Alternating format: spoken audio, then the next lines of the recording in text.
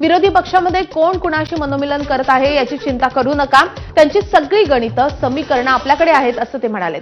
नाव न घेता शिंदेंनी ठाकरे बंधूंच्या युतीवरही बोट ठेवलंय। आपण महायुती म्हणून लोकसभा विधानसभा निवडणूक जिंकली, त्याचप्रमाणे महायुती म्हणूनच स्थानिक स्वराज्य संस्थांच्या निवडणुका देखील जिंकणार आहोत असा विश्वास शिंदेंनी व्यक्त केलाय।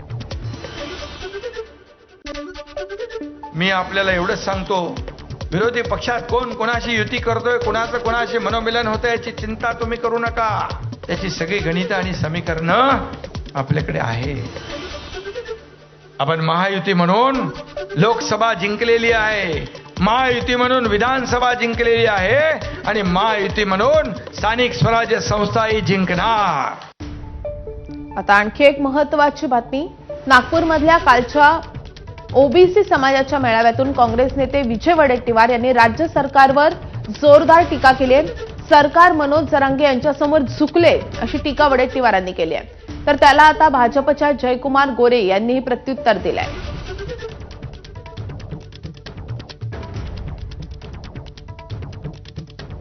मराठा समाजासाठी काढलेल्या जीआरवरून वडेट्टीवारांनी निशाणा साधलाय आणि सरकार मनोज जरांगे पाटलांच्या समोर झुकलं अशी टीका वडेट्टीवारांनी केली आहे।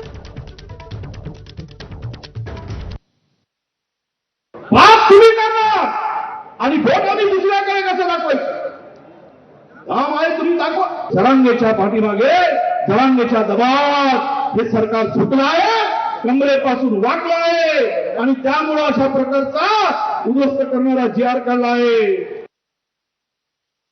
माझं एक सांगणं आहे वडेट्टीवारांना, आता पुतना मावशीचा प्रेम खेळण्यात काय मजा नाही आहे। भारतीय जनता पक्ष आदरणीय देवेंद्रजी सगळ्या समाजाच्या हक्काचं रक्षण करायला मजबूत आहेत।